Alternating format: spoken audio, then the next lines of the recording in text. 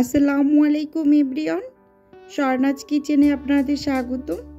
আজকে আমি আপনাদের সাথে শেয়ার করব কোনো রকম ঝামেলা ছাড়াই খুব সহজে সকালের একটা নাস্তার রেসিপি। চলুন দেখে নিই। এখানে আমি প্রথমে একটা ব্লেন্ডারে জার নিয়ে নিয়েছি। এর মাঝে দিয়ে দেব 1 কাপ সুজি। মেজারমেন্ট কাপের বড় কাপটার 1 কাপ সুজি নিয়ে নিলাম। সেই সাথে এর মাঝে আমি দিয়ে দেব একটা সেদ্ধ করা আলু। আলুটা আমি আগে থেকে একটু সেদ্ধ করে নিয়েছি, এভাবে ছোট ছোট করে কেটে নিয়েছি। এখন এর মাঝে দিয়ে দেব কাঁচামরিচ কুচি, রসুন কুচি আর সামান্য একটু আদা কুচি। এখন দিয়ে দেব এর মাঝে কিছুটা পরিমাণ ধনেপাতা কুচি। ধনেপাতাটা অবশ্যই দেওয়া ট্রাই করবেন, এটা দিলে খেতে খুবই ভালো লাগে। দিয়ে দিলাম স্বাদ মতো লবণ। সেই সাথে দিয়ে দেব মেজারমেন্ট কাপ দিয়ে 1 কাপ পানি। আমি যেহেতু এখানে 1 কাপ সুজি নিয়েছি, 1 কাপ সুজির জন্য আমি ব্যাটারটা তৈরি করতে 2 কাপ পানি ব্যবহার করব। এখন ব্লেন্ড করে নেব।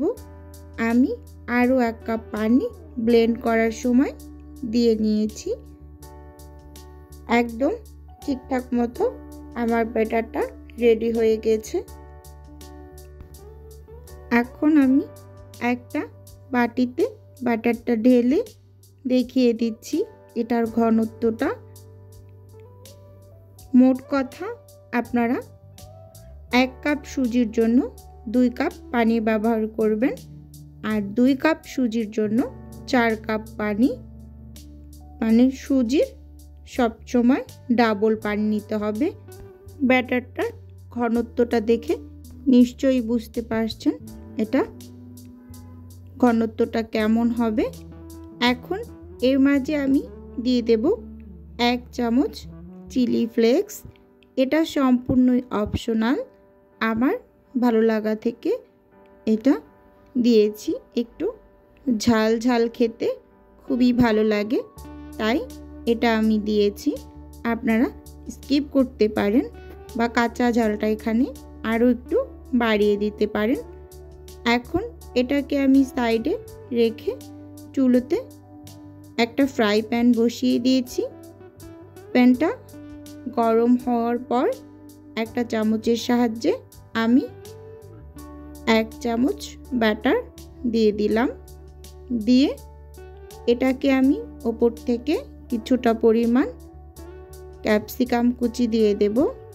এটা একটু সুন্দর দেখানোর জন্য আপনারা এখানে টমেটো কুচিও দিতে পারেন।